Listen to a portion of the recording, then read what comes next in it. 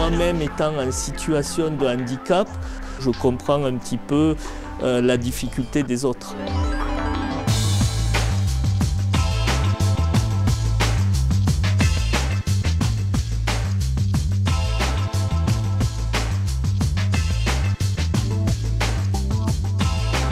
Bonjour et bienvenue pour cette nouvelle rencontre Human Diversity.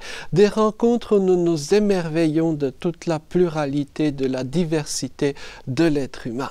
Et aujourd'hui, c'est une grande joie que d'accueillir un nouvel invité. Bonjour à vous. Bonjour. Mais qui êtes-vous ? Je suis Frédéric Lacaze, je suis le chargé de mission handicap à la direction des ressources humaines de la mairie de Toulouse et Toulouse Métropole. Nous nous sommes vus à des rencontres, des événements autour de l'inclusion à Toulouse et autour de Toulouse. Oui, en effet, on avait organisé en 2019 une conférence pour sensibiliser à l'autisme en collaboration avec la mairie de Toulouse dans le cadre des rencontres Ville et Handicap, qui sont maintenant le festival Ville pour tous. Et donc, vous passez beaucoup de temps dans les événements, les actualités associatives, et par mots et par mots, en quelque sorte. Oui, mais pas seulement, parce que une des missions, on va dire, premières du référent handicap, c'est d'accompagner les personnes en situation de handicap. Ensuite, la mission du référent handicap, c'est, on va dire, un peu couteau suisse, parce qu'il y a différents axes à travailler en même temps. Ça va du pilotage au recrutement, en passant par la formation, la sensibilisation et le maintien dans l'emploi, puisque les personnes en situation de handicap peuvent l'être de naissance, mais ça peut arriver au cours de la vie également.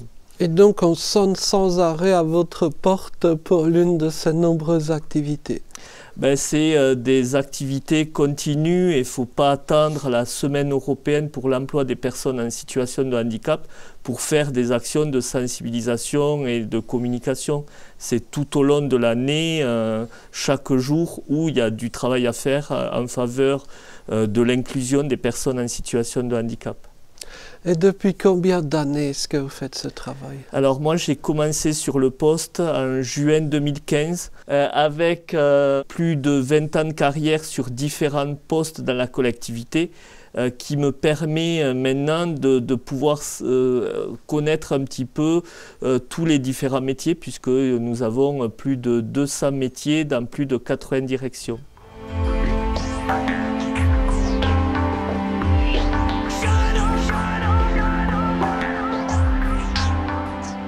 Si vous faites une rétrospective en toutes ces années, qu'est-ce qui a changé et qu'est-ce qui n'a pas changé en matière de handicap? Il y a un changement des mentalités vis-à-vis du handicap, mais ensuite dans les collectivités, mais également dans les entreprises, il y a un turnover qui fait que tout ce travail-là est continu et doit être sans cesse renouvelé. Le turnover fait qu'il y a toujours des gens nouveaux qui ne connaissent pas ou ne sont pas formés. Il y a besoin toujours de sensibiliser, de former, d'accompagner les agents, mais également les managers, parce que ça va être la clé de la réussite, de l'inclusion de la personne en situation de handicap. Il y a quelqu'un de nouveau qui n'y connaît rien, qui se présente à vous. Qu'est-ce que vous lui dites? Déjà, tout dépend si c'est une personne en situation de handicap ou pas. Si c'est une personne en situation de handicap, je vais essayer de créer le lien de confiance pour pouvoir ensuite l'accompagner tout au long de son parcours. Et je vais lui demander déjà s'il souhaite un petit peu parler de son handicap pour éventuellement sensibiliser son manager et son collectif de travail pour permettre une meilleure inclusion. Parce que parfois, le handicap vu de loin, ça peut faire peur, mais quand on connaît un petit peu plus, ça va permettre de s'adapter à la personne et favoriser l'inclusion. comment est-ce qu'on peut faire quand on est un employé, pardonnez le terme de base, pour s'adresser à un manager? Vous nous avez parlé de sensibiliser son manager, mais ça doit être dur, non? Comment est-ce qu'on peut s'y prendre? Quels conseils est-ce que vous donneriez? Comment ça se passe? Je dirais que d'être soi-même, avec sa sensibilité, sa bienveillance, et de discuter. La clé, c'est souvent la communication, c'est en discutant avec la personne, à essayer de voir un petit peu ses besoins, parce que qui mieux qu'une personne en situation de handicap peut faire part de ses besoins. Alors parfois, selon les typologies de handicap, ça pourra être un aménagement humain, technique, organisationnel. Parfois, ça sera laisser un peu plus de temps, peut-être dans un bureau isolé pour permettre de pouvoir mieux se concentrer. C'est, on va dire, donner les clés pour permettre la réussite de la personne qui vient d'être recrutée. Les personnes handicapées qui, par exemple, deviennent vos collègues, vos nouveaux collègues, est-ce que ce sont des gens qui ont déjà travaillé ailleurs ou c'est leur première expérience professionnelle de façon générale? Ça peut être leur première expérience professionnelle ou ça peut être, par exemple, un stagiaire que nous avons accueilli il y a quelques années. Après, ça peut être aussi un apprenti qui est déjà dans la collectivité et qui souhaite continuer son parcours chez nous. Ensuite, ça c'est aussi grâce, on va dire, aux partenariats établis avec les différents collègues en interne, que ce soit au niveau du recrutement, du service apprentissage, ou également des partenariats externes avec les universités Jean Jaurès ou Paul Sabatier ou l'emploi accompagné, qui permet d'avoir ces recrutements. Et donc, ce sont ces partenariats qui vous donnent une espèce de réseau pour trouver le vivier de futurs profils et de futurs collègues, c'est cela? C'est ça. Tout à l'heure, on parlait un petit peu de mon parcours. Donc moi, quand je suis arrivé, il a fallu une période, on va dire, d'adaptation et que je puisse faire un petit peu la cartographie de ce qui se faisait des différents acteurs. Et petit à petit, on a tissé ce réseau-là pour permettre la réussite du dispositif. J'allais dire, la ville dispose d'un réseau très impressionnant, mais beaucoup d'entreprises n'ont pas ce réseau-là. Et donc les entreprises sont confrontées au problème, mais comment puis-je trouver des personnes handicapées qui, en particulier, ont telle ou telle compétence? Et c'est vraiment l'objection que l'on entend très souvent. Qu'est-ce que vous auriez envie de répondre? Au niveau des collectivités territoriales, cette difficulté, elle n'y est pas, puisque nous avons plus de 200 métiers dans plus de 80 directions. Donc il y a une diversité de métiers permettant de recruter à n'importe quel niveau de diplôme. Ensuite, dans la fonction publique, il y a un dispositif dérogatoire qui est intéressant à connaître pour les personnes en situation de handicap, qui fait qu'à niveau de diplôme équivalent, il n'y a pas besoin de passer les concours.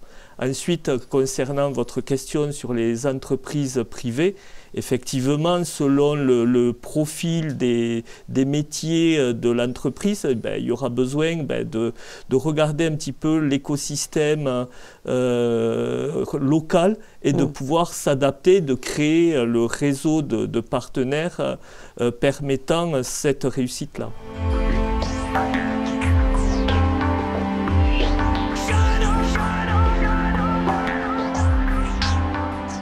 Le monde économique est parfois dans une espèce de bulle séparée de la bulle du handicap, et avec parfois peu de communication entre ces deux mondes. Qu'est-ce que, j'allais dire, on peut faire pour y remédier? C'est communiquer, expliquer qu'une personne en situation de handicap peut être une richesse pour un collectif de travail et qu'au-delà du handicap, il y a des compétences. Ensuite, il faut que tous les moyens de compensation soient mis en œuvre pour que ces compétences puissent être montrées au collectif. Mais à mon niveau et avec l'expérience que j'ai, je sais qu'il y a de belles évolutions professionnelles. Souvent, on est confronté, par exemple, à un responsable d'entreprise qui dit « Moi, j'aimerais bien recruter des personnes handicapées, mais je n'en trouve pas. » Tout dépend le niveau de diplôme attendu, mais on va dire l'école est la clé. Il y a beaucoup a déjà été fait lors des dernières années, mais il y a encore beaucoup de boulot à faire pour créer, on va dire, une école inclusive permettant que les écoliers puissent évoluer, passer au collège, passer au lycée et arriver ensuite à l'université parce que les étudiants qui sont à l'université à l'heure actuelle, je pense que ça a été un parcours du combattant pour eux où ils ont été confrontés parfois à des profs qui n'adaptaient pas leurs cours, qui n'avaient pas une certaine bienveillance pour s'adapter au handicap. Et on avait ce phénomène de pyramide avec des enfants en situation de handicap qui fréquentaient tant bien que mal les premières années de l'école, mais dès qu'on montait dans les âges, la pyramide se refermait et arrivé au collège-lycée, c'était presque le vide intersidéral. Après, pour un petit exemple, pour étayer mes propos, il y a quelques mois, j'ai été contacté par un collègue qui s'occupe de la cité éducative parce que il y avait une prof qui accompagnait des élèves Ulysse dans un collège et qui avait pour difficulté de trouver des lieux de stage pour les élèves. Alors déjà, trouver un stage pour un élève de 3e, ça peut être compliqué.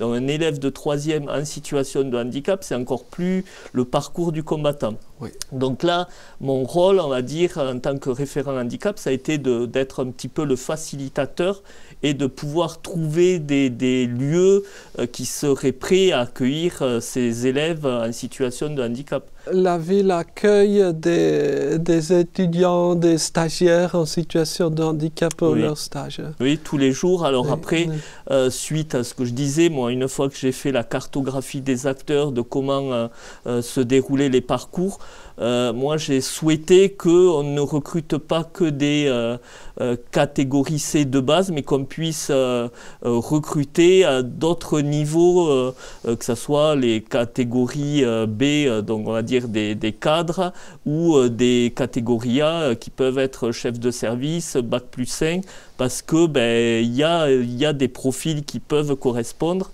et si les collectivités locales ne peuvent pas faire ce travail-là, qui va le faire?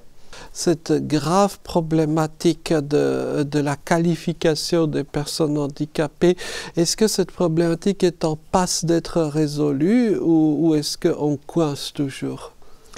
Alors, c'est, on va dire, le réseau, c'est créer des partenariats pour arriver vers ces profils. Par exemple, concernant l'apprentissage, grâce aux collègues, on a pu avoir, on va dire, le recensement des besoins des directions pour l'apprentissage. Et ensuite, ce recensement-là est donné, on va dire, au réseau externe qui permet d'avoir le maximum de candidats pour les différents postes où il y a des besoins en compétences. Et maintenant, ça va jusqu'à des Master 2, des Bac Pro, des BTS. Au-delà du handicap, il y a des compétences qui peuvent être utiles pour leur collectif de travail. Si vous aviez une belle histoire de ces compétences, de ces parcours de vie à partager avec nous, Quelle belle histoire pourriez-vous nous dire? Alors des belles histoires, j'en ai plusieurs, mais celle qui va être, on va dire, la plus emblématique à mes yeux, où j'ai pu mesurer l'évolution, c'est l'histoire de Guillaume, qui travaille au CERF municipal de Toulouse, qui est autiste, qui a été recruté en 2019. Il est arrivé dans son collectif de travail, était un peu mis de côté, personne ne le calculait, on aurait dit un petit peu, on va dire, l'oiseau tombé du nid. Et Guillaume, moi je l'ai retrouvé en 2022, où il a fait un exposé auprès de ses collègues, a expliqué un petit peu les périodes de floraison, leur nom en latin. Et quand je l'ai rencontré, c'était un professionnel et je n'ai plus vu de handicap. Il était inclus dans son collectif de travail. Ça a été l'accompagnement de Guillaume et son manager par un job coach qui a permis que le collectif de travail puisse comprendre un petit peu son mode de fonctionnement pour s'adapter à lui.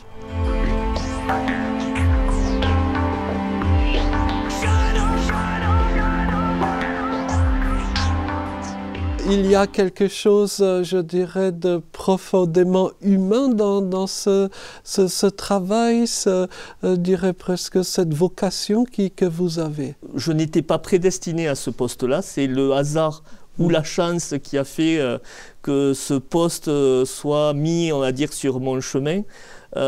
Comme quoi des fois le destin peut être intéressant et moi-même étant en situation de handicap, ça me permet de comprendre, même si c'est rare quand je parle de mon propre handicap, je préfère m'occuper des autres que m'occuper de moi-même, mais on va dire ça permet d'avoir un petit peu cette sensibilité qui fait que je comprends un petit peu la difficulté des autres. Ce n'était pas prévu, hein, dites-vous, que vous fassiez ce que vous faites. De quoi rêviez-vous il y a je ne sais combien d'années en arrière, si je peux demander en termes de métier? Moi, j'ai un parcours assez singulier. Moi, j'ai commencé ma carrière professionnelle en tant qu'agent d'entretien voie publique, ce qu'on appelle plus précisément un cantonnier. Et petit à petit, j'ai passé les différents concours et évolué au fur et à mesure des années. Ensuite, je n'avais pas, on va dire, de plan de carrière et le travail que je fais actuellement, je n'ai pas encore fait le tour du poste. Sur le handicap, il y a tellement de choses à faire que c'est tous les jours un travail intéressant.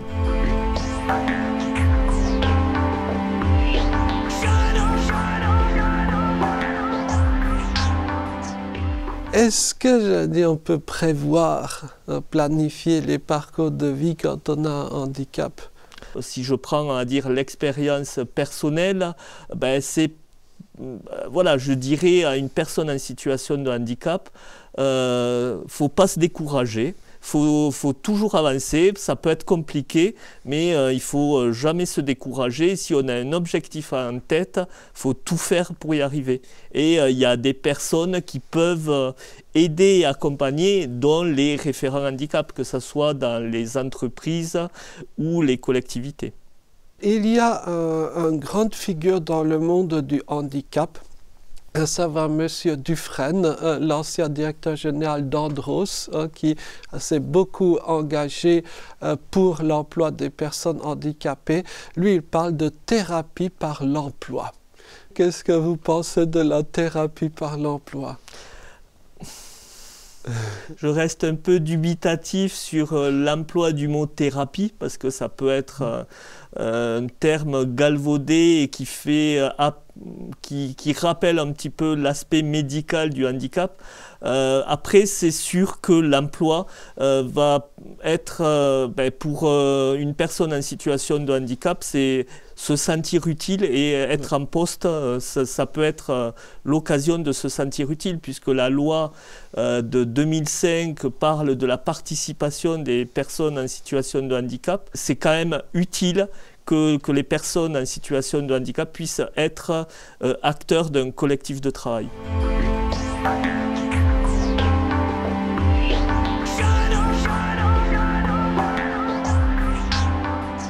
utile pour la construction personnelle, pour l'équilibre personnel de chacun, pour l'équilibre de la société, du groupe social. C'est ça, parce qu'un collectif de travail, si on veut que ça réussisse, il faut qu'il soit divers. Que ça ne soit pas les mêmes profils, parce que c'est là où ça ne marchera pas. Et si je reprends un autre exemple de réussite, je vais reprendre le même exemple des serres municipales, parce que c'est là où on va dire que ça marche le mieux, et pour la suite, je souhaite capitaliser sur les bonnes expériences. La responsable des serres municipales a réussi à identifier les points forts de différents collègues. Par exemple, au serre municipal, il y a un agent qui est déficient auditif, on va dire sourd, et cet agent, il va faire de la sensibilisation en langue des signes à ses collègues pour comment traduire à un arbuste, une plante, les différents outils pour que ses collègues puissent mieux communiquer avec lui. Et si on reprend l'exemple que j'ai cité tout à l'heure de Guillaume, étant donné que maintenant on utilise de moins en moins de produits chimiques au serre municipal, il y a le retour, on va dire, des papillons.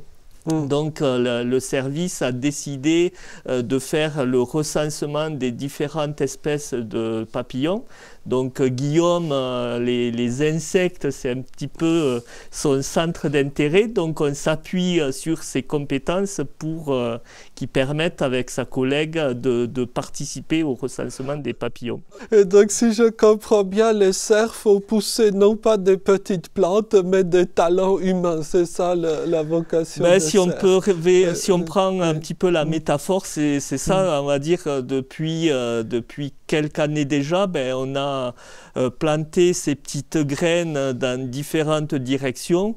Et si on reprend l'exemple des cerfs, ces graines, ça fait de belles plantes, et c'est intéressant de pouvoir capitaliser sur ces belles expériences pour pouvoir essayer de les déployer ailleurs. En 2020, j'ai préparé le diplôme universitaire de référent handicap, et lors de ce diplôme, on nous a parlé des environnements capacitants. Je pense qu'au serre municipal, sans s'en rendre compte, parce que au fur et à mesure, ça se fait avec le feeling, sans vouloir, mais au lieu de s'occuper de X ou Y, on voit le collectif de travail dans son ensemble, et on s'appuie sur les points forts de chacun pour permettre la réussite et l'avancée de ce collectif-là. Environnement capacitant, c'est un terme un peu technique, mais comment on pourrait dupliquer ça ailleurs? C'est s'appuyer sur l'envie d'agir de chaque personne dans le collectif, et ne pas que ça soit, on va dire, un management un peu directif, mais que ça soit un management situationnel, qu'on s'appuie sur les différences de chacun et que ça fasse une richesse, et que ça puisse mieux marcher. Et une personne handicapée qui devient manager, qu'est-ce que vous en pensez? Ça sera super. Chez nous, il y a des managers en situation de handicap, que ce soit là où je travaille ou dans d'autres entreprises. Mais ça va être un travail, donc c'est, on va dire, au comité de direction de donner sa chance. Après, pourquoi pas? Parce qu'après, moi, je suis convaincu de par tout ce que je vois tous les jours, qu'au-delà du handicap, il y a des compétences. Comment est-ce qu'on accompagne correctement un collègue en situation de handicap? On va dire que l'acteur central de l'accompagnement, ça va être déjà le manager. Par exemple, quand on recrute des apprentis en situation de handicap, on va former le maître d'apprentissage au handicap. Déjà, il faut qu'il sache que l'apprenti avec lequel il va travailler pendant quelques années est en situation de handicap. Déjà, c'est la clé de réussite pour la suite. Si le manager connaît, on va dire, son mode de fonctionnement, son besoin de compensation, il va pouvoir adapter son mode de management pour permettre sa réussite. Le but, c'est qu'ils puissent mieux connaître le handicap pour mieux accompagner leurs collègues.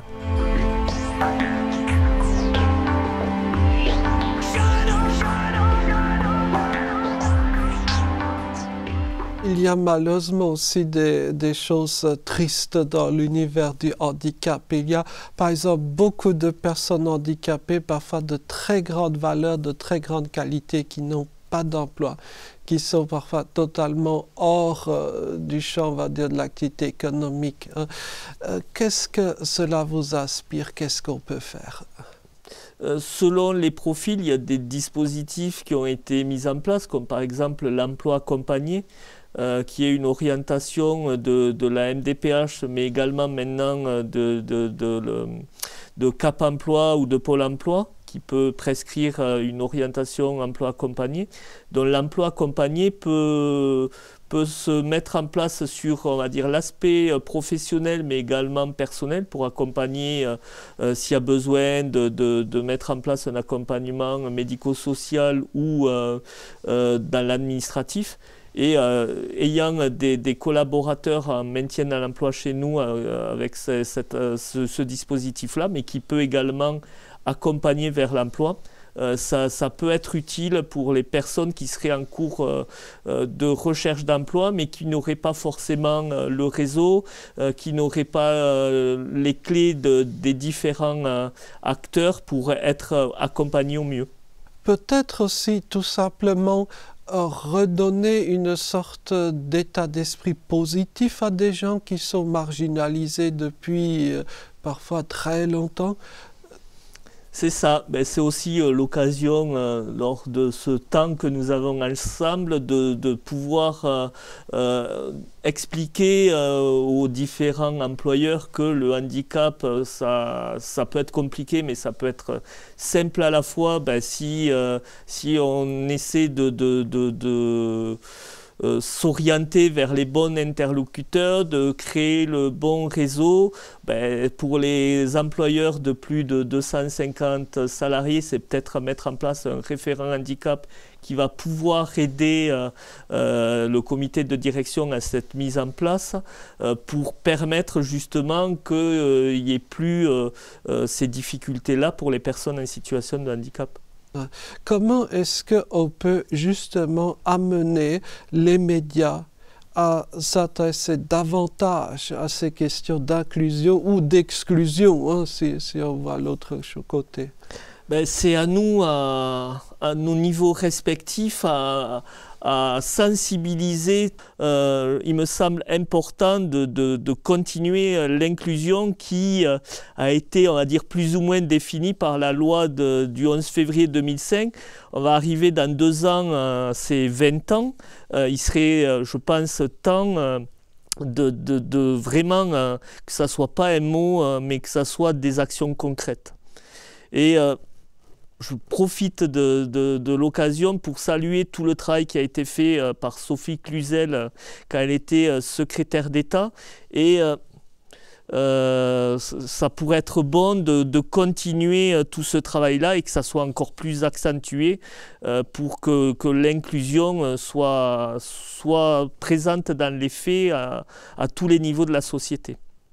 Mais il y a beaucoup d'actions de terrain, il y a beaucoup d'excellentes associations, il y a beaucoup d'excellentes choses qui se passent, mais on communique très peu ou très mal. Qu'est-ce qu'on pourrait améliorer? Qu'est-ce qu'on pourrait faire? Chacun agit dans son coin et n'essaie pas de travailler en collectif. Je pars du principe que tout seul on va plus vite, mais ensemble on va plus loin. Et c'est important et je mesure avec le travail que je fais quotidiennement que plus on embarque les collègues, plus on embarque les partenaires extérieurs, mieux ça marche. Peut-être aussi créer une culture handicap chez les journalistes ou futurs journalistes. Si on regarde les médias nationaux ou les médias locaux, j'ai pas l'impression qu'il y a beaucoup de journalistes ou de présentateurs, présentatrices en situation de handicap. Il faut que la société soit représentative de sa diversité. Et parce que je pense qu'il y a dans les écoles de journalistes des étudiants en situation de handicap, mais peut-être que les étudiants en école de journalisme ou autre soient également formés au handicap. et que quand on parle du handicap, on ne visualise pas forcément que le fauteuil roulant, puisque 80% des handicaps sont invisibles. Et c'est important aussi de le dire, et qu'une personne sur deux dans notre société sera de près ou de loin dans sa vie confrontée au handicap. S'il y avait un rêve, un grand rêve qui vous habitait pour les 5 prochaines années, par exemple, ce serait quoi? Que l'inclusion, ça soit plus qu'un mot, mais une réalité, et à tous les niveaux de la société. Mais 5 ans, on rêve. C'est court. 5 ans, c'est court, mais effectivement, ça serait bien. Et après, au-delà de l'inclusion, la diversité, parce que y a le handicap, il y a l'égalité femmes-hommes, il y a le racisme, et parfois les LGBT, et parfois c'est de l'intersectionnalité. Et quand on a toutes ces spécificités, c'est encore plus compliqué à réussir.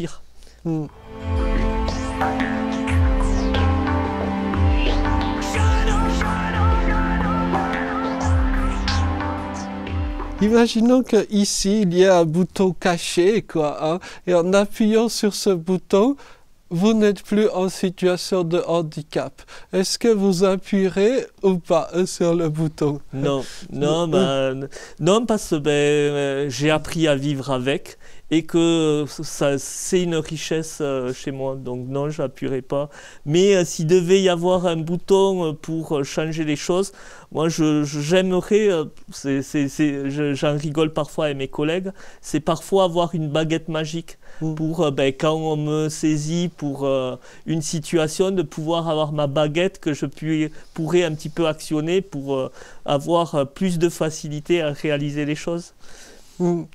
Une baguette magique, ça malheureusement, ça n'existe pas, mais peut-être un contact avec des responsables, des gens qui peuvent avoir... C'est ce qui se fait, mais parfois ça peut être compliqué, ça peut être long, et une baguette magique, ça serait plus simple. C'est souvent, on va dire, le référent handicap, ça va être un petit peu le facilitateur, le créeur de ponts qui permet d'accompagner la personne en situation de handicap vers la bonne personne dans l'organisation pour créer des matchs et que ça se passe le mieux possible. Et dans ce travail-là, je suis accompagné de tous les partenaires internes et externes qui accompagnent les actions au quotidien. Vous n'êtes pas débordé par les sollicitations? Il doit y en avoir, ça doit être un volume de travail monstrueux, non? Ça va, je m'ennuie pas, mais moi j'aime ce que je fais. Je sais le matin pourquoi je me lève, je sais l'utilité que j'ai.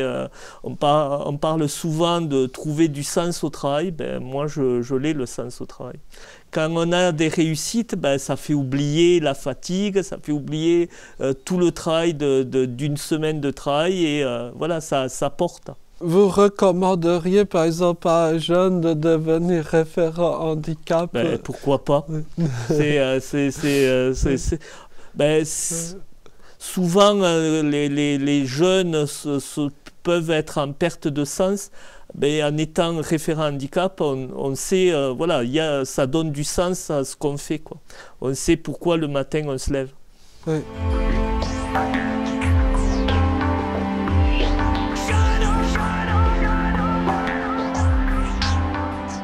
Ici à Human Diversity, nous avons pour habitude de dire que pour réaliser l'inclusion, il suffirait de presque rien.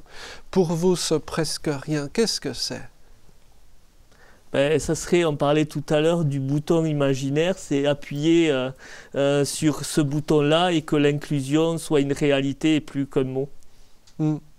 Est-ce qu'un jour de notre vivant, on assistera à une société inclusive ou est-ce que c'est juste un rêve lointain? Alors moi, j'ai pour habitude de plus regarder le verre à moitié plein que le verre à moitié vide, donc j'ai espoir que d'ici ma retraite, si ça existe encore, ça puisse être enfin une réalité. Oh, je crois qu'il n'y a pas de retraite pour nous deux. En tout cas, un tout grand merci à vous pour cet échange. Merci à vous pour vos réflexions et surtout merci pour votre action au quotidien. Encore une fois, merci. Merci.